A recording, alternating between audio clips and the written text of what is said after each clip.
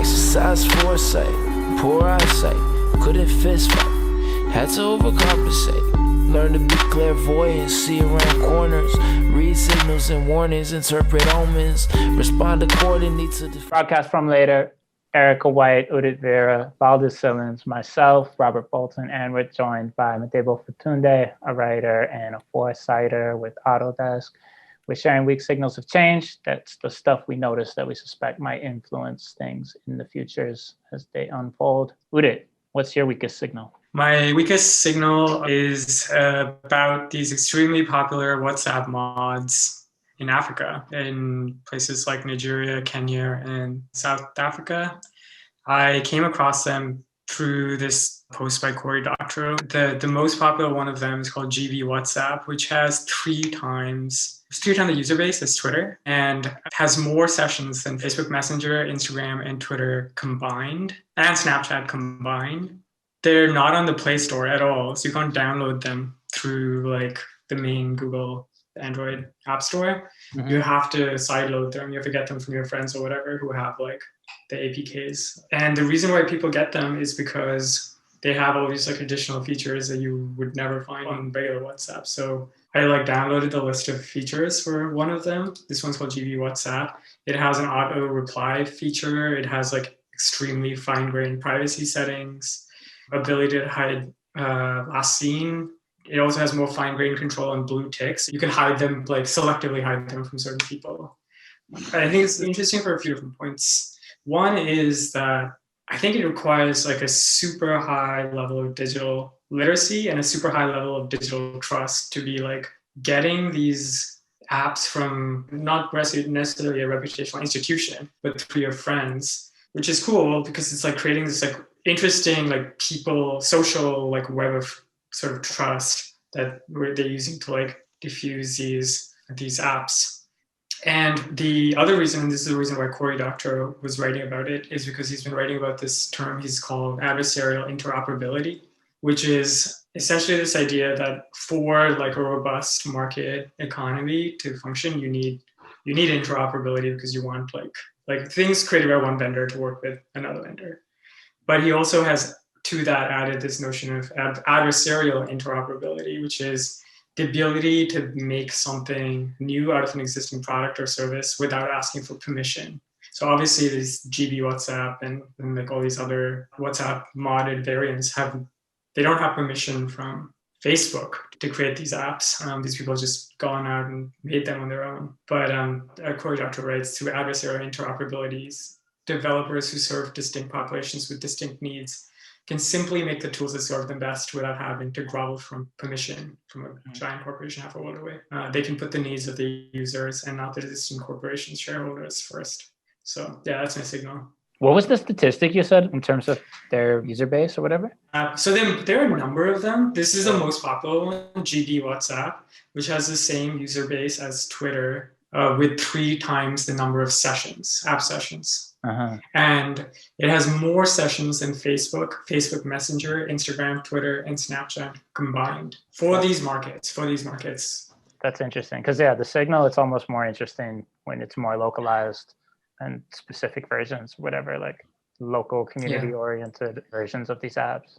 There are tons of variants. There's not just one because they've just gone and diffused and like branched off and people have made their own. So the way it started was actually, the history is also interesting. It was started by some folks made libWhatsApp, which is like a reverse engineered WhatsApp library. And I think WhatsApp tried to clamp down on it, but by the time they did, the code was just everywhere. So at this point, it's out of their control. Is it more like a skin for WhatsApp, or is it like a pirate version of it? No, it's the full-on pirate version. It's like interacting at the protocol layer. Yeah, it's not just a skin. It preserves the encryption. It preserves the encryption. Like you can chat with somebody else who's using WhatsApp and they won't even know you're using the service. So does it look something like a Mastodon, or it's completely different from that? Like I'm just thinking of like spin-off, so like a smaller scale because it's WhatsApp. Yeah, I think it actually still uses the WhatsApp servers. So the difference between this and something like this and like a federated social media network like Mastodon is that Mastodon you can self-host. I'm not sure. This is me just guessing and speculating here. But if you can operate it at the protocol layer, you could straight up make an alternative WhatsApp clone, which is not even relying on the WhatsApp servers. It reminds me a lot of like the prepaid Africa by Nitty. M-Pesa?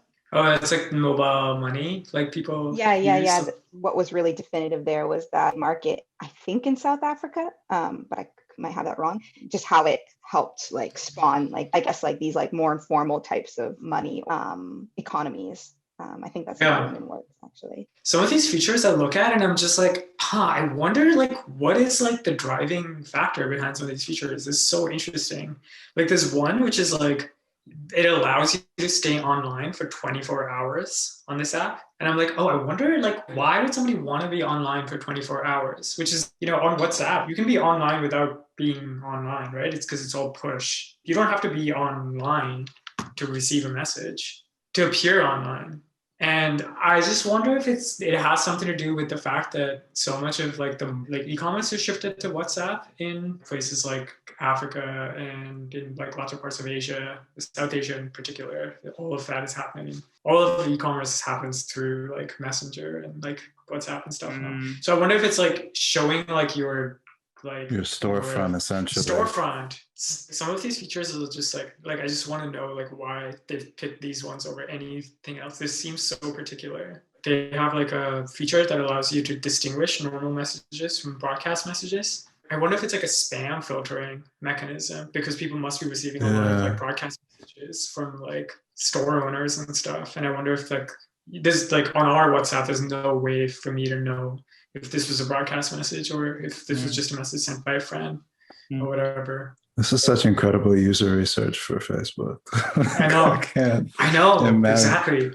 Like I fully expect to see these features show up in, like 2 years. But yeah, I mean, this is an incredible like story about how like stuff's decentralized already and like the street will find a way.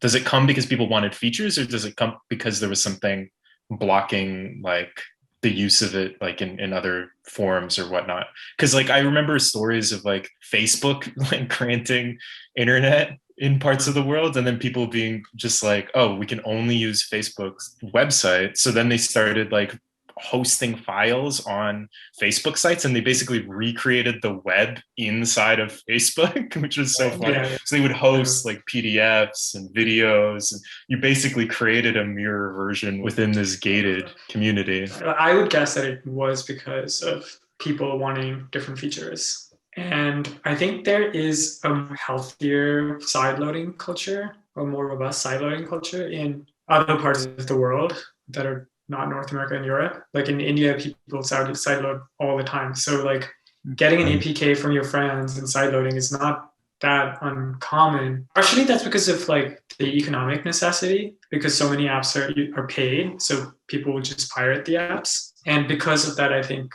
there's just more willingness to engage with non-Play Store apps, healthier, more richer ecology of these apps are like evolving, disrupting, making their own in different ways. I wonder how accessible or how easy it is to actually make the mods.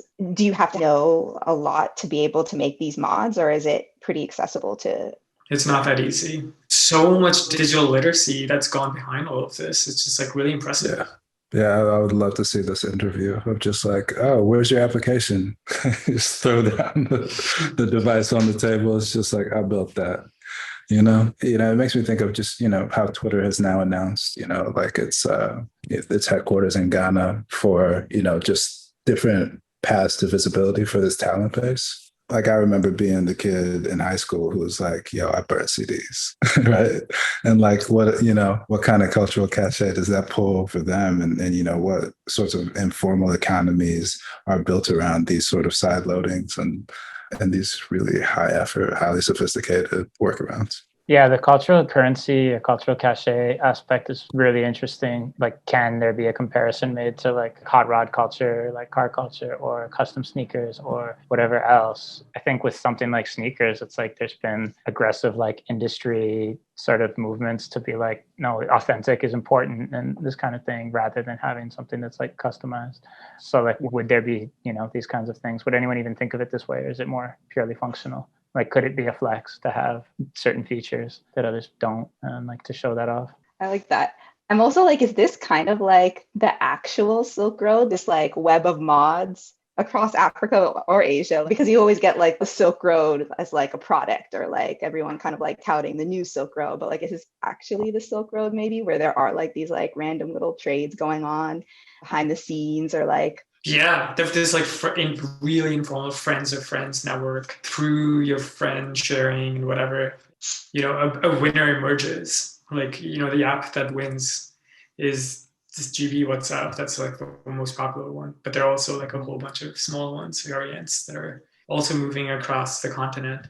mm-hmm. It makes me think of the ways in which we put on the Red Scare to the continent as though, okay, this is going to be all kinds of problematic, but like as though like, one, like people are making uninformed decisions about, say, like debt trap loans and stuff like that. And, talking about like, oh, China's going to take over, China's going to become, we're going to have this new like Cold War era like sphere of influence. And it's like, well, I see so many fewer stories about this sort of agency and about how people will sort of like break things, right, for functionality and necessity. So I think that's at least one way this signal's indicating to me. Just, always trust the people, always trust the street, and obviously give them as much help as possible. I always am really curious about the not so obvious, specifically with WhatsApp. For example, like aunts and uncles, like just like sending their own memes and stuff on WhatsApp. You know what I'm talking about? Like I always get like just like a floodgate of memes on WhatsApp, and I'm like, what's happening here? So there is like a little pocket there in terms of like, that cultural cachet as well. Maybe that's also what's kind of like driving or like pushing this need for these mods as well. What about this like adversarial interoperability? So one thing that after I started digging into this, I also learned was that when Zuckerberg started Facebook, he had this like essentially this little bot that was taking content from MySpace and reposting it onto Facebook, just to kind of create this like seed Facebook with content. Of course, they're trying to like clamp down on WhatsApp, which is what this library that people have used to build all these WhatsApp variants. And, people always talk about, network effect as moat, right? Like you build a strong network and then that gives you your moat to like keep your platform stable and defensible against incumbents. Adversarial interoperability is the path through that moat. Sorry, I keep saying moat, it's such a terrible word. In that, like, you have a way to like breach that wall and get people out and expand the network or seed a new network in a different way. It also strikes me that at least part of the cover that is enabling this modding community is jurisdictional opacity. Like it's just really like, even if Facebook did want to send a cease and desist letter, like, but who would they do when it's so decentralized? Also, right. There's no like person behind this as such. It's just like a bunch of people. And I'm imagining this arriving to a court in Abuja and just like, what do you do?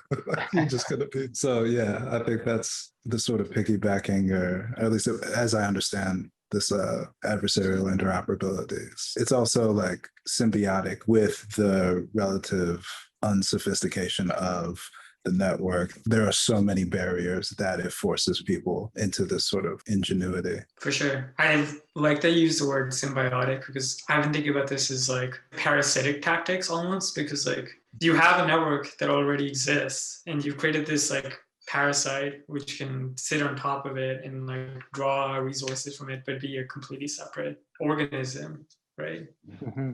Do you think this is like the way of the future with a broader array of like software or of applications or infrastructures? I'm thinking of like Twitter and Blue Sky, that being just like almost preemptive of something like this happening. It's like if you don't set it free, you'll end up having this adversarial relationship with the network. It's either by choice or by force, you mean? Kind of. Yeah, basically that. Yeah. Or if you don't put the control back into the hands of the users at some point when it's a network like that, there's like an inevitability that something like this could happen. I don't know if there's something specific to WhatsApp though, like why this couldn't happen on Twitter or something. I think the reason why it's WhatsApp is because in parts of the global south, we've just leapfrogged the PC, right? We've leapfrogged the laptop. Everyone's on mobile. So like WhatsApp is like the native messaging app for mobile. It seems to be, right? So that's why it's popular. Do these mods, like, how does it affect the data, the access that Facebook has to data and the policies that they have? Because they've changed those recently. I actually don't know. You said it's jacks in at the protocol layer. Yeah. I mean, it's interesting how this translates to hardware, right? Because in some ways, in order to be able, and I think, a problem, many places might face is, for instance, if China or Tencent has built your infrastructure, right, there may be that desire for that feature of these sorts of privacy mods as well. That's a great question. I also think, like, to your question about like this being the wave of the future, I find myself trying to like game myself out of like, this is how a competitor arises, so to speak, because I'm already like organizing these people into, some sort of venture-backed thing. Whereas like the whole power of this is in its decentralization. And it really, I think a lot about how to protect things like this, like how to capture some of their value. Because I'm finding like even in like the most like shared radical decentralized dream that we have now, which is like blockchain, right? Like we're, very much building the same economics on top of something that's like a 5-degree shift away, from, traditional economics. And it's like, how do we really find sort of like that revolutionary potential within something, actually develop a new system? I think blockchain tends to, and like a lot of these decentralization communities tend to recast a lot of these social problems as purely technical problems, and they're not at all. And this example points to something, which is that I think these people, it's not just that they have the technical ability, but they have control over the network in a different way, right? Because they are choosing how to share it, they're sideloading it themselves. I mean, there's a separate point that the servers are probably still run and operated out of their control, but they do have a lot of agency in a completely different way. Then it's not just the technology that's changing their relationships, right? It's hard to know until you understand like what's going on the ground with how people are actually using it and what they're using it for. And like, to me, you can't answer these things like at the technical level. You have to see like what happens with it. I think there's a question too of like, is this like a technology transfer story too, which is like, every wave of development goes through a period where the know-how to build certain systems is like geographically limited. So like when the US was coming up in the 1800s, like Britain was just crazy paranoid about letting its knowledge about machines be exported. So they didn't allow it to be exported. And so America would like bribe people, steal it, like do whatever it could to get its hands on it. And reverse engineering is like a very common way to kind of build up industrial learning, I guess post-industrial in this case. So I'm like curious if it's like a story like that too, where it's kind of like reverse engineering and building like like why not just build native versions elsewhere, especially if they can like parasite themselves into the network and there's no like network effects you have to build. Like why not just, it's like a learning story. Yeah, I think that's right. I like that. I was going to say signal noise. Erica? Yeah, I think it's a signal. I'm really interested in the tactic that you mentioned, the interoperability, and how that lays into something that's already a built out network. And yeah, again, that like potential. I would be interested in that, but as a tactic, I think it's interesting. Valdez? I guess mine would be like, it's a cyclical thing. Like it's the most I see is the thing I had just said about like industrial learning, like the decentralization thing. To me, like you can't answer. It's like, imagine if somebody was like in the 1800s, they're like, oh, we're stealing the machines from Britain, like, it's gonna be totally decentralized. Like that's not what it led to. It led to a new wave of types of companies, which is cool and interesting. So it could be that, but I don't know if it's a tale of decentralization just because it's piracy or whatever you want to call it. Madebo?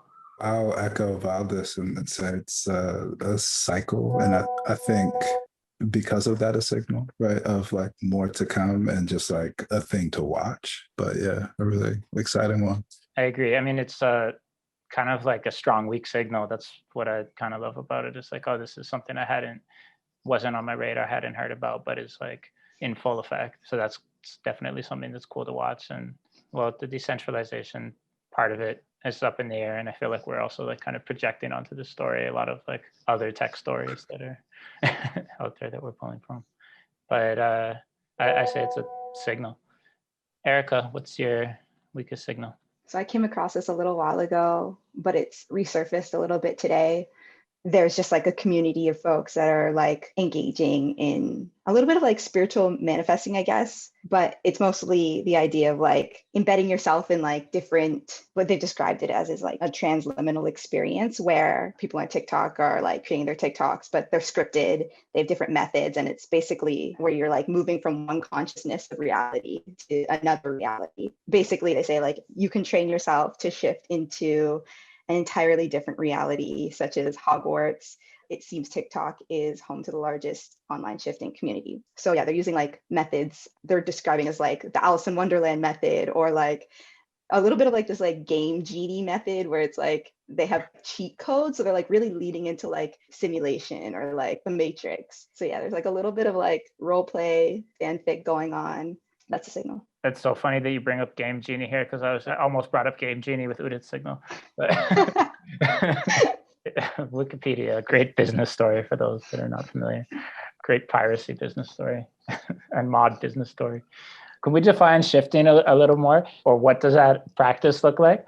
You are experiencing a different reality with the power of your own consciousness. Yeah, basically. The way that like people have described it on TikTok is that they're like laying down, doing like a countdown, but then yeah, really like immersing themselves into like these storylines. And then you have people who are like taking on characters. The one narrative that's pretty funny and that has actually like spawned on a little bit is people like trying to like flirt with or become Draco Malfoy, trying to like flirt with him, but or like become his boyfriend, or like, yeah. So there's like it's obviously young people, maybe Gen Zs, I don't know, but yeah, they're like doing like countdowns, creating these scripts, writing scripts in their notes, then like either waking up from these like sessions and like journaling them.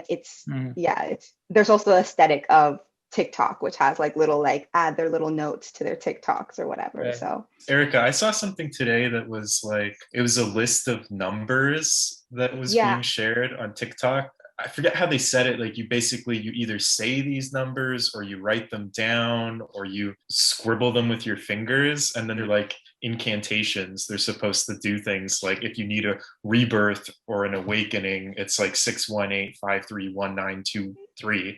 And like there's some really weird stuff. I didn't know the context though. I just saw like a tweet or something about it. So I don't know if it's like repost these numbers to like get like a Honda Civic or something, or like just random things. They're all like very much so like manifesting these things. So again, a lot of them felt like The Secret. It was kind of, like the Civic thing made me think of it's like, especially in the year of kind of like Ponzi schemes and scam coins and stuff like that. It's kind of like snap your finger and get like a car or whatever to pop up. Yeah, a little bit. In order to play, in order to like be in it, you have to like hashtag shifting. And so that's how people are coming together or like mentioning that they're doing it. I think it's a little bit of like people messing with the algorithms in that case, where it's folks adding numbers and like saying like repost these numbers and get this. But some of them are a little like emotionally heavy, where like people wake up like embodying, like really getting into, I guess, the role playing of it all. No, it's just like so close, like a rebirth of mesmerism, but also like LARPing communities. And it made me think of like, what have LARPing communities been doing all pandemic? But just like these really intense shared fictions. Yeah, I'm not sure how they would present differently on TikTok. I think there's something here, but I'm not like, I just want to see them, see people acting these out. Isn't QAnon a LARP? Like, wasn't that like last year's biggest LARP? Yeah, I guess it's like, is it wholesome LARPing? Or it's very wholesome. Transcendent LARPing or ascendant LARPing or something. Yeah. Adversarial LARPing.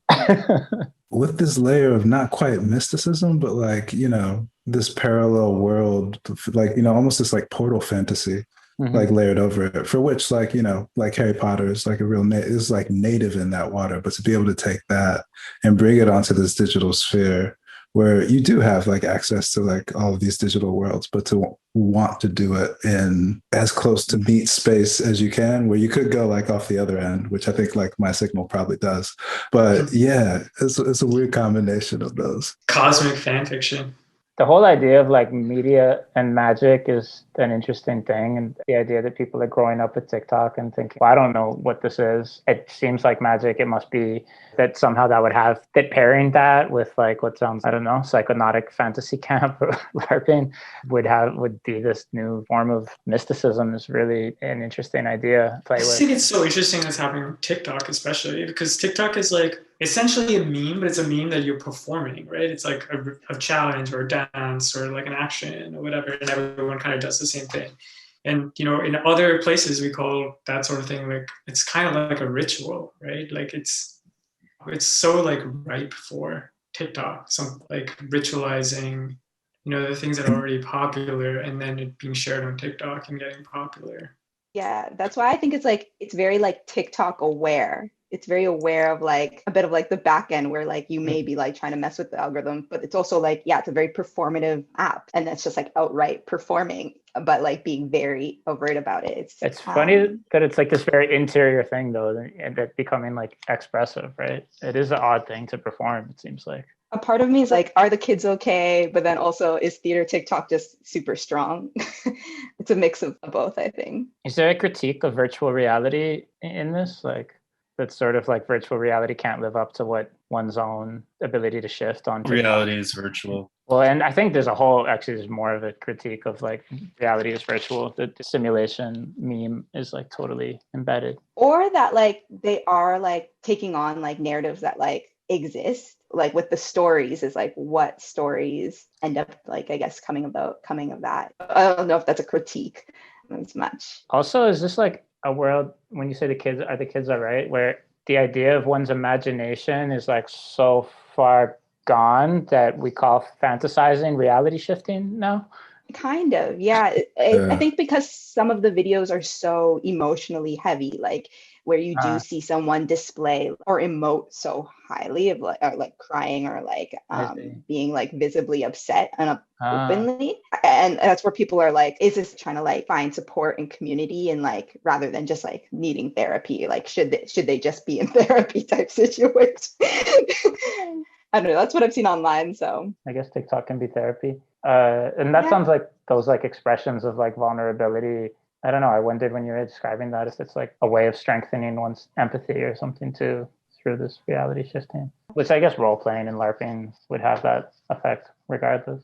It's interesting the way that this collapses the latency for, say, like a regular fan fiction community, where like I actually think probably producing like a performance for TikTok might take as long as writing a story, or a little longer, but then of experiencing it and then being able to, I don't know, riff off of that, launch the next challenge. Like it feels like there may be something to do with the interval there. And then I'm wondering how the experience of these collective fictions is different from the ways people have been experiencing them thus far. There's like when we think of what communication is, or rather what communication does, like a lot of times we just think it's like the transmission of a meaning or a signal or something like this. And it's just like something is encoded in one end and decoded in the other. But actually the medium really affects not just like what is transmitted, but like who the things are that are transmitted. So like the way Udit was like describing like the physicality of something like TikTok, like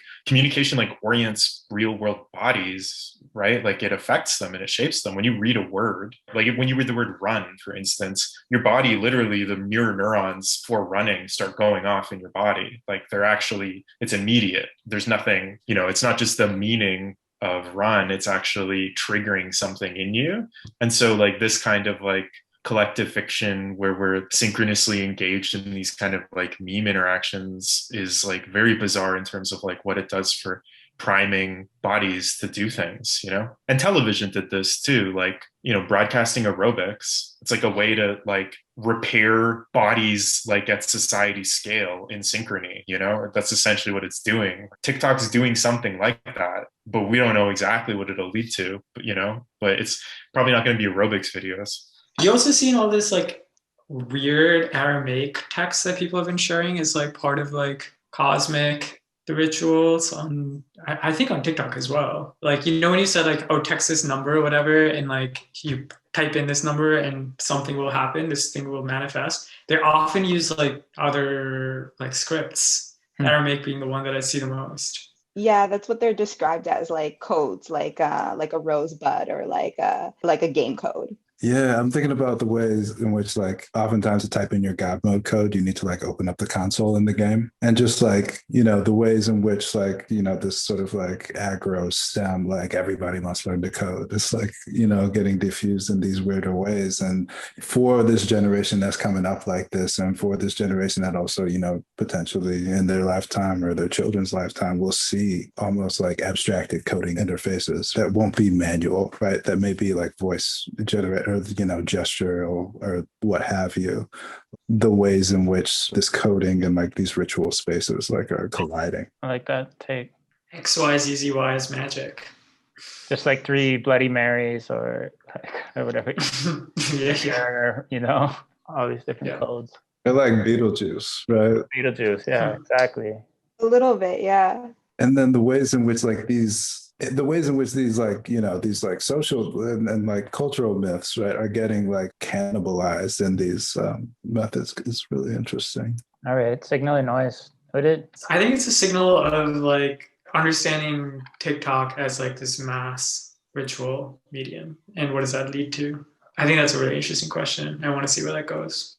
Others, signal or noise? Yeah, I think a very strong signal. To me, it's like of a redefinition of the relation between psyche and collective. And I think there's like a false notion that a lot of sort of commonsensical ways of thinking about the individual, that it somehow like pre-exists the collective. Like, I think that's completely not true. Like, I think you can only have a sense of self like through a collective, and also vice versa. Like, both are like part of the same process. And so to me, like, TikTok's, part of like a wider infrastructure of continuous synchronous visual audio meshing, and the effects it's going to have on like psyches are going to be really interesting. Like a few years ago, everyone was talking about like flash mobs and blah, blah, blah. It's like the effect on the psyche is going to be huge. That's what we're seeing in that instance. So yeah, I'm interested to see where it goes. Madebo? Signaling for me, and Valdez, your point makes me think, just of like all the energy of culture that had to go into, producing like religious ritual, right? And how we have these super like another one of those like cycles with some signal in it, like, like how we have almost like needed to create this entire architecture just to dissolve the individual a little, or just like we're seeing it happen through this diffusion of technology. Yeah, it seems like a bunch of signals, but also like the combination of so many different signals we've been tracing for a few years now. Like, it's like in some ways almost like the perfect logical combination of all of these different psychonautic ideas, wellness ideas, mysticism ideas, technology ideas, like coming together as well. I did want to add that it's like you're disidentifying, but you're not disassociating. There's like something very elastic there that's happening, because they are like a community of like people that are like all leaning into like a similar narrative. Fathers, what's your weakest signal? Yeah, I chose like a technical one that kind of speaks to Udit's like first example a little bit, and some of the things that were being brought up around decentralization and whatnot, and blockchain and blah, blah, blah. So I chose multi-sigs, like multi-sig accounts, which I don't know how many people are vaguely familiar or very familiar. I'm not very familiar, so I'm just like an idiot here talking. But basically a multi-sig account is like, you could think of like a traditional analog being like what a joint bank account is. It's like a way to kind of like pool and make decisions together financially about the distribution of resources. But like a multi-sig basically enables you to have a lot more flexibility than you ever would have had in like a joint bank account. And so you can kind of set all sorts of conditions. So let's say you have like 100 people or something in a multi-sig account. You can like say that like to reach consensus, we need like 30 people to agree or something on a decision, like a financial decision. And so you can like trigger like, okay, I want to buy this thing. And then if 30 other people like click yes inside of their accounts, the sort of collective account purchases it. And so it basically gives you a way to bring collectives together and allow them to like financially make decisions together, I guess, in ways that could be very weird and interesting and new and flexible. And yeah, I think actually like very bizarre for something that sounds in some ways like so boring, which is like a sort of augmented joint bank account. Right. And one way that I've heard somebody describe this is that like, which was Kay Krutler, which was that instead of identities, what's going to matter more in the future is inventories. And so you could almost think of it like the game inspiration of like, what are the different like accounts that I'm part of and what are they involved in? And some of those accounts might be like cultural things where let's say you like are part of an art collective, you make things together, all the financing goes into that account and you control it as a multi-sig. So you set up the kind of conditions for which you can use that money. Multi-sig accounts, is that like specific to crypto wallets, or is this like? Yeah, I can speak to that a bit. Okay. So multi-sig just means multiple signatures accounts, right?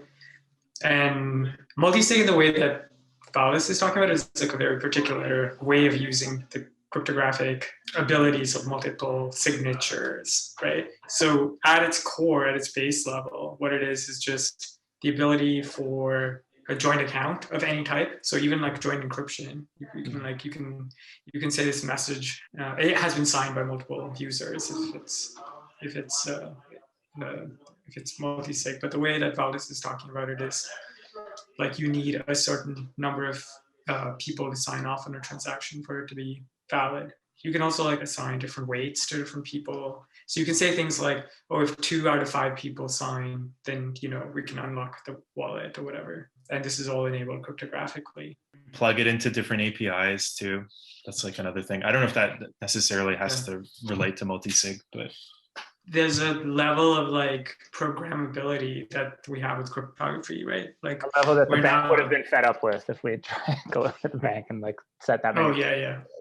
And now with like Ethereum basically being like money Lego, like now you have like all these like weird financial instruments that are popping up where you can have like people signing off in different ways and having collective bank accounts in different ways and so on. Really interesting when you think about just like what the near future or further future of experience of just like managing money is going to be, or managing investments, whatever, and even how you conceive of that and like separating personal money and possibly having just like many different groups that are sort of investing in, funding, buying, selling, whatever, different kinds of things that you have like a vote in or whatever. It's funny because it also has like this, I think as I describe it, it's like, or is it just going to recreate like the same systems we have today?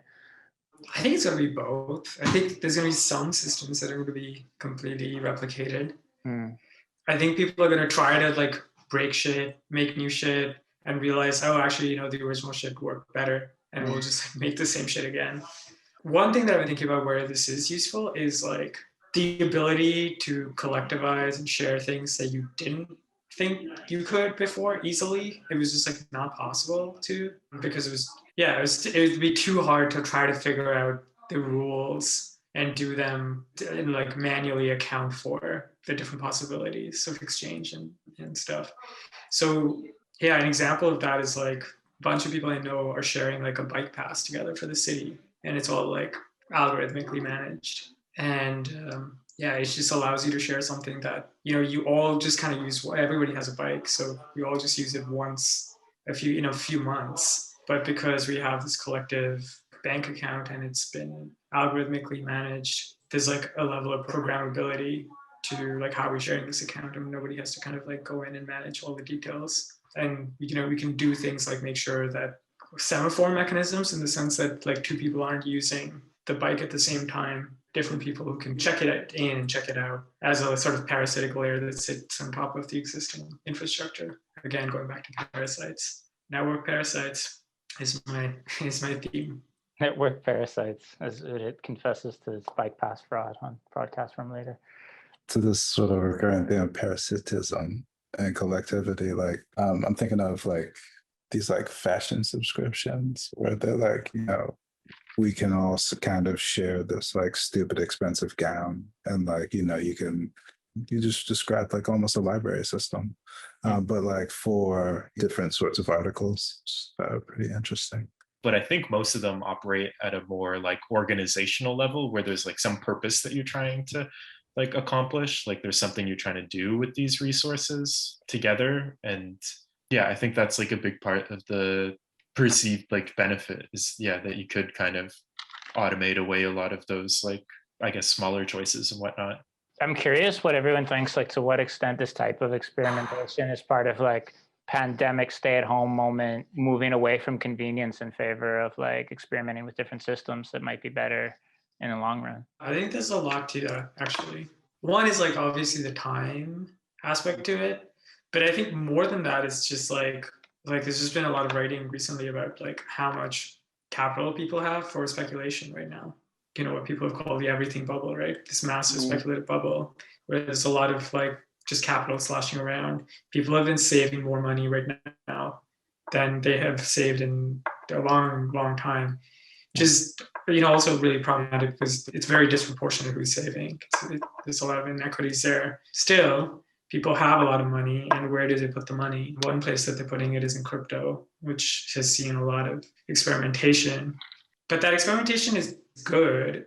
Well, it's good in the sense that I think there's some value going to come out at the end of it at some point. Like earlier today, I was thinking, I wonder if like part of the value is just that this is like crypto is just like a massive like hobby club that people just do. The value is like completely just internal. The value is just purely intrinsic, and it's not like it doesn't actually need to generate like value for the outside world in some sense. And even I know that distinction outside versus internal versus external is kind of blurry, but still, like, I wonder if it's just like, I don't know, like stamp collection or something that people get a lot of value in just experimenting. It's just like fun for them, and that's the value. But it also, because it's like connected to the financial system in obvious ways, it does have ripple effects on the financial system too, which is interesting, unlike stamps. There's a lot of ways to look at this, like, moment of like massive multiplayer, like financial interaction. That is like, I love that. Even more people wasting even more time, creating even less value or something than what like the finance industry had been 10 years ago. Yeah, these are all like hobby clubs with like their own state media, right? Like, which I think is the aspect of them that's really been interesting to me is like, in order to keep a community going, right, is there's just like this enormous burden of like communication and coordination, and then like somebody needs to re-inject fund before people like lose interest, and like you have like these really robust narrative structures that like it almost feels like a nation building project. Which, I mean, maybe this is just my lens on it because of where I've been diving, but like I don't know how big the bubble gets, but I know that it pops. And when it does, it's like how interestingly, advantageously, meaningfully, ultimately, and like we've all suspended some amount of like disbelief of just like, okay, this stuff matters, like for whatever reason, whether because, my mom can read about it in Forbes today or like whatever. And like that space of possibility, even though there's like a ton of rent seeking within it, is like what might actually come out of this. And I think that's what makes it so like sticky. Maybe it's relevant, but it's not that interesting for me to link it to like all the NFT hype and whatnot. I feel like that's like a separate, like all the extra cash that's like existing in the system and going to this like bubble and whatnot. Like this is like a much longer, they're the people working here. It's like been a much longer process. I get that they're like kind of indirectly paid that way, which so you can't separate it from the bubble money. But the gaming thing, it just made me reflect on like, I don't think we fully like realized or felt the effects of what it means that we created all of these massive multiplayer online gaming worlds that had functioning economies throughout the 90s and 2000s. And now that's going to start bleeding into real life and people are not ready. It's like. Okay. Signal and noise. Udit. Multi-sig on its own is not a signal to me. It's just, it's been around for a while. I think and like the other side, which is like there's a lot of financial experimentation going on and new sort of financial instruments being built. That is the signal to me. But I think that's a strong signal. And I think we've talked about that quite a bit. Erica? Yeah, again, I think that like the focus on inventories and the contrast between inventories and identities is like, I think it's like a strong distinction, but I'm not exactly sure how it will play out, to be honest. But I do think it's an important one. So I do think it's a signal. I'm just not exactly sure how yet. Madebo, what do you think? Signal and noise? I'll say noise on multi-sig itself. This idea that we have perhaps like this store of historical data, like, in like, just all of gaming history, like, depending on how like well it's been kept, et cetera, for, what might be happening now. And just like, this is like all this energy is a lag indicator for, stuff that's been brewing for a lot longer. I think there's something there. Yeah, it's funny. It's got me like thinking of some future history, like looking back at this moment and whatever comes of the bubble and just whatever comes of all of these different currencies, accounts, wallets that are being stored, and how many, I think there's already a lot of stories about people who have lost their passwords to their Bitcoin wallets and everything like that. And just like what all these like forgotten accounts, assets, and it just seems like there'll be so much of that. And will there be treasure hunts and weird things like that going on 10 years from now? Of people trying to figure out how to like unlock this or that, or get the right group of people back together in order to like access this collective multi-sig account or something. There's something like really kind of curious about like where this all leads. How many lost fortunes are going to be invented for grandkids? Like, I was early on Bitcoin. I just lost all my signatures. Oh, a lot of stories of the glory days. Just lost my keys. Like that in and of itself is like a whole like quest narrative. I like intergenerational multi-sigs and ancestral investments to come. I'll just go signal overall for where that took me. Madebo, what's your weakest signal? Decentraland, which is, I guess, a metaverse that's probably the most active right now. It is a child of the NFT thing, I think launched in like 2016. And, I came across a white paper then and I was like, okay, kind of cool. You guys are, building the street. And I'm back in Neil Stephenson novels and I'm happy there. So cool. And, it's something that I kind of been tracking, but then I think especially recently there's been like a lot of energy pumped into it because it's a place that people do go to like display NFTs, and not having an account on Decentraland myself, but especially like speculators I think are like circling because because of this NFT connection and Decentraland, like each one of its plots of land itself is an NFT, and it's got its own currency called mana that is, starting to, is probably going to go on a bit of a run here. But I think for me, the signal has been just like watching the communities on there interact, right? And watching them find ways to sort of generate activity on their art and ways to sort of like pump up the stock of their land. Like, wow, we got to do something cool this week, or like we got to build something on it. There are architects who are like designing, for this place. And I follow this Twitch streamer, calls himself Kevin on Earth, and he, just like spends a lot of time on there, and he's got like some interesting features where he does like NF Tuesday, where he like brings in an artist to come talk about their work. They do like gallery openings. There's also like really interesting, robust gaming on there. Well, they've said, it's like, I'd spent like too many hours watching like these quiz bowls. Like they're like quiz bowls / dance parties where like, you go stand on this square if you want the answer for this. And people are like competing for like new NFT, right? Like a new outfit, a new something like that. And I think this came up a little bit in Udit's signal, but just like the learning economies that are sort of like churning on here and the ways in which people are transferring knowledge. If you watch the stream, like there's like all kinds of like crypto trivia and like, somebody will just like randomly like shout out in the chat, like, yo, how many Bitcoin are remaining, even. And so like sort of this continued learning, I keep on like trying to justify my interest in it to myself. Cause like on the one hand, I'm like, okay, I kind of feel like I know where this is going. It'll be a virtual environment, right, with its own economy. Like at the end of the day, like, to Valdez's point, like this is just like the game world, like coming out a little bit, right, with maybe a new, very thin layer of technology on top of it. But like, what is this new ritual? What is the new like value, right, that's pooling here? And I feel like it's this aspect of learning. And I think adding a layer of location onto that is an interesting thing. The way in which Decentraland itself has combined these together, I think, is powerful, has gravity, and is a great foxhole. You should check it out. That's the signal. But I think I think it's getting stronger by the minute, frankly, these days. Yeah. What do you think brought people onto Decentraland? Was it speculation? Was it the promise that one day there will be value created? One day there will be like money here? Or was it because of like I think it was metaverse connections? I think it was the metaverse aspect of it, and people wanting to display their NFTs as well, I think has something to do with it. But I think it's only had its graphical interface since last year. Like it was at first just like, come, you'll buy this 16 by 16 plot, for 1 mana at the time. Like it was just like a cool thing. Like we can build a metaverse, right, that will be powered by the blockchain.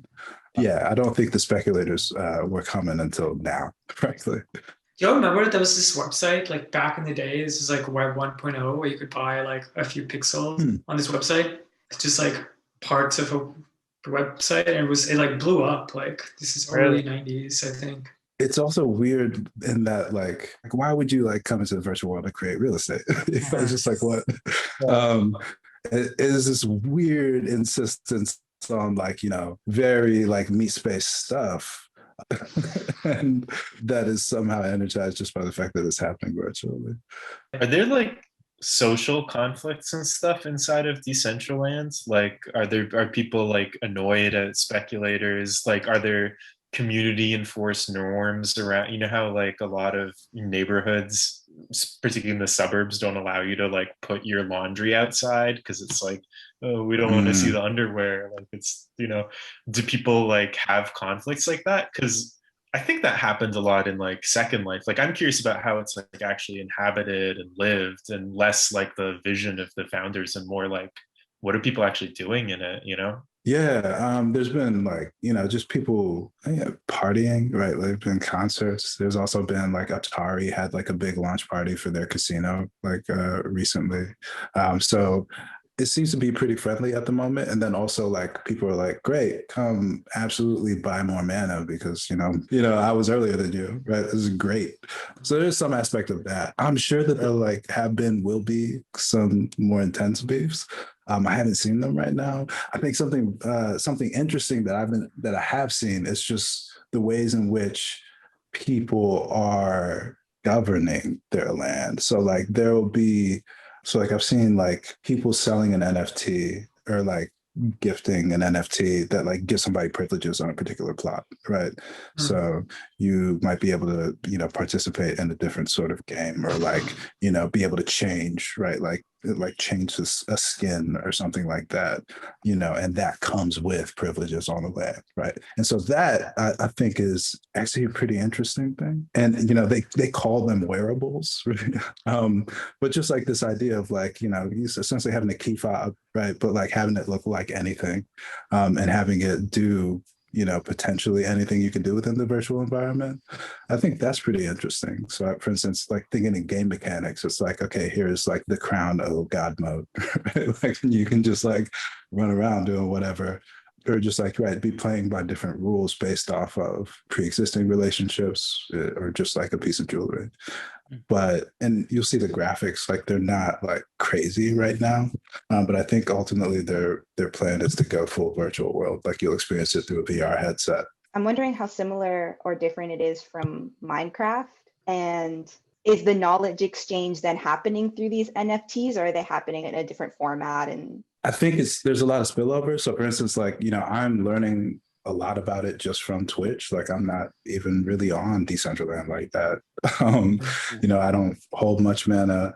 And so, yeah, it is happening on these sort of like external platforms, which is, I think, useful, interesting. And then I think there's just how it's different from Minecraft. I'd say it's just like this extra layer of, you know, this information system of the token and, you know, and like the notionally enforceable ownership. But yeah, I think a lot of the same like swarm activity and like, you know, emergent creativity and spontaneity is there. It's right now a very small active user base, I'd say, in comparison. And then, you know, there's also just like now, I think increasingly like stupid money, like just like being thrown into it. Yeah, when we talk about network effects, actually, I think this is like another tactic, which is like exposing the community to the upsides of the venture in some way, and like just giving them the mana that's going to grow as a network, or the community is valued more highly from like an external point of view as well. I think that the point that you were touching at, Madebo, earlier, which is that, you know, it's like recreating these like real estate dynamics in real world real estate dynamics in a virtual space where you don't have the same constraints. I think that's interesting. And I mean, those are also like the critiques, you know, a lot of people have for NFTs more generally also. So like there's like this Genesis area where like everybody spawns, right? And like so the stuff that's closer to that or like closer to a roadway like starts to appreciate, right? And so like they really are like intentionally like recreating this stuff. And it's like, yeah, I have the same sort of like attraction, aversion of just like, wait, what? Why? You guys are really excited about this, and I'm excited about this, but like, why? The name obviously puts an emphasis on the fact that this land is decentralized. Like, how important is that here? I mean, even how accurate is it? Like, this is like a neutral infrastructure or something. And is that even distinct from land? I mean, it's an ERC20 token, right? So it's like running on Ethereum. So like the same, you know, claim to decentralization that they've had. And I think with them being open about the real estate thing, it's like really makes clear, right? Like some of you're like, yeah, there'll be people who have more leverage here, right? Simply because. And it's, you know, like Bitcoin, I think is capped at something like 2-ish billion mana to ever be generated. So yeah, a very weird mix. I'm just wondering what it means for like archival systems. Like it's an experimental work that like will ultimately like feed into like some sort of like backbone of the internet.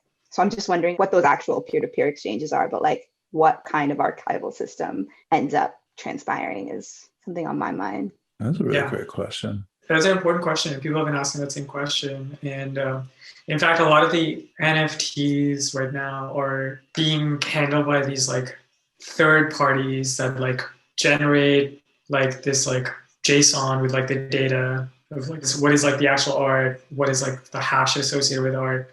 And then one of the ways that people are storing it is on IPFS, which is the interplanetary file system, which is again, decentralized. So that's one way of dealing with it. I've also heard of, say, like a 4K resolution screen where it's just like a digital picture frame where, you know, you can, you know, just like assign your NFT to it and it's chilling. And so like people are thinking of different ways to physicalize these or just like make them external. And this sort of display in something like Decentraland or like in IPFS is just like a safeguard, a holdover measure, or just like until they find ways to like display them in real life.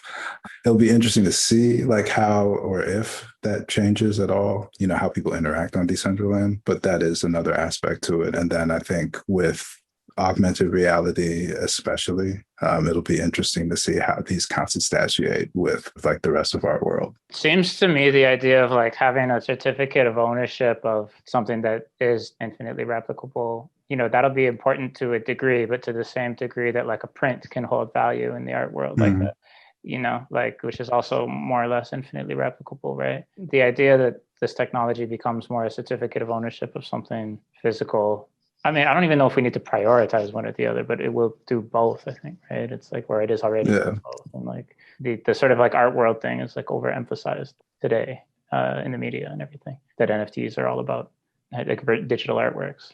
But I imagine for like the really high quality produced art, or just like for regular art, right? Like an NFT is that ability to track its authenticity, super important. And I think, for many of the biggest players, people who are already winning in art world, or just make something you really want to look at that could capture something. Maybe it's more like what the baseball card economy was like, because these are objects that are like, they're not always like fully unique or something either. There's always been like a gray market in baseball cards. They're blowing up during the pandemic too, which is kind of like funny and interesting to see. Like, I don't know if like the art world itself is blowing up. Like, are there more expensive paintings than ever? But it's just like anything that you can put money into. I think is blowing up. Everything is the NBA has been doing like a playing card analog where like you can have a moment from a game, which is essentially like a photo of like a GIF, right, of this player doing this really crazy move, right? But people are throwing money into this. And just like trading cards, we can screenshot that and have it. Right. It's more like the dynamics of fan culture. I think that's what I meant, than it is like of art connoisseurship or of like art as a money laundering operation. I think the point of that fan thing and like the community co-creation side of things is like really interesting, which is like, the original NFTs, like the CryptoKitties, right? That were super popular. That was pretty cool because you could have like your kitty would be different and then your kitty would mate with the other kitty and like have like its own like unique genetic blend or whatever. And you don't know where it's going to go. And like the community is like creating brand new variants. That side, like the participation side is like really interesting. But taking things that already exist on the internet and like carving them out for ownership is like, I can see like why people are interested in it because digital artists need to make money, but it is boring. Maybe that's just the thing. It's like, this might be something useful. It's boring. Like, it's not actually the stuff of hype, and for some reason it's become that. It's like, we're just talking about a certificate of ownership. Like, nothing could be more boring than that. Yeah. And so it's bizarre that there's so much hype around a smart contract or a certificate of ownership. It's just like, that's the stuff of boring. I think something that is a legacy of the gaming and something that I'm just kind of tracking, like how interoperable, right, are these, and like, will you be able to carry your stuff from metaverse to metaverse where you're doing different type of stuff, playing by different rules, like being able to port a skin from one game to another, right, and not have to recreate it, repurchase it, etc., was one of the early hopes or just drivers of NFTs. How do these valued assets, however ridiculous, sort of like carry over their value to the rest of the world? Yeah, I hear that's like what's happening. Like, doesn't excite me that much either. Gamification, right, was a wave in like the business world for a little while, and probably still to some degree, but like the different ways that gaming culture, or just like, people getting online together to do something interesting, is like breaking against not just traditional structures, but like this feels like another iteration of just like people trying to get at what's inside, right, of gaming. All right, signal and noise. I think the fact that there is this broad education about financial topics, cryptography, community and fan dynamics all happening at the same time is like really unique. I think it's like a moment for sure. I think that's a signal. It's happening in places like Decentraland. Right now, a bunch of crypto people are interested in this idea of social tokens too.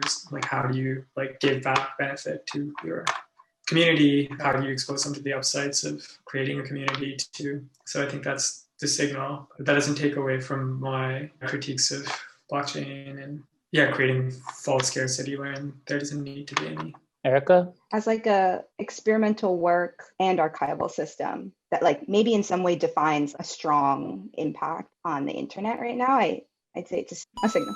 Valdez, Signal the Noise? I'm somewhere in the middle. Like, I'm not sure what I would say is new, but I always found Decentraland kind of confusing because I was like, there's so many words in this. Like, I didn't realize that DAOs, I don't know if we've like mentioned DAOs, but DAOs is part of it too. And I'm just like, what's going on? There's so many kind of like buzzwords like metaverse, DAOs, this, that. And it's kind of like a diamond. It's just been like crushed all together somehow into this thing. So it's kind of interesting in that regard. And then I think the point about like what goes on in it is interesting. But to me, that's like similar to what happens in any online shared world. Like it's always interesting to see what kinds of dynamics occur. And I'm curious if the kind of framing of this as like a decentralized project shapes different social dynamics, or they're just kind of weird, recursive, like standing in a funhouse mirror type of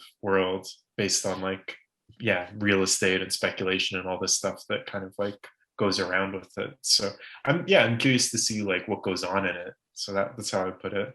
I love that. So the DAO bit of this is that Decentraland is technically a DAO, and an interesting thing that it did is that they destroyed all of the private keys, the developers. So like they can't actually go and decide that more mana will be created one day. So its financial system, as it were, is locked in a way that even Bitcoin's isn't technically. But a question I've been asking myself is like, how much pull does Decentraland have for just like your everyday gamer? And like, what is the ratio of the population to, oh, this is a game with money attached to it, right? To this is just like a place where I can go do cool things with my friends. And those community dynamics, I think, will eventually cause some conflict. But I'm calling noise on this. You brought it in and you're going noise, eh? Okay. Yeah, I mean, there's so much in it. The thing that's just come up for me as we've been talking too is just like the wild breadth of language that is hijacked by the communities developing all of this. Is like you just jump from like DAO, which you can, for me, like immediately connotes like Taoism, but like terms from economics, and then it's like our currency is called mana, and the NFT OGs is like a term like for the early NFT artists, which stands for original gangsters, whereas like you'll just take whatever you want. Like that's how it is, and it ends up being like this really sort of like spectacular mix of language in some way. I think some of that is by design. This is the new wave, right? It's got that sort of structure baked into it where it's like, no, you just need to like spend more time and like peer in here, and you will find either your people, or you will find your fortune, or you'll find your insight. Stop doom scrolling there and start immersing into this world. Podcast from later.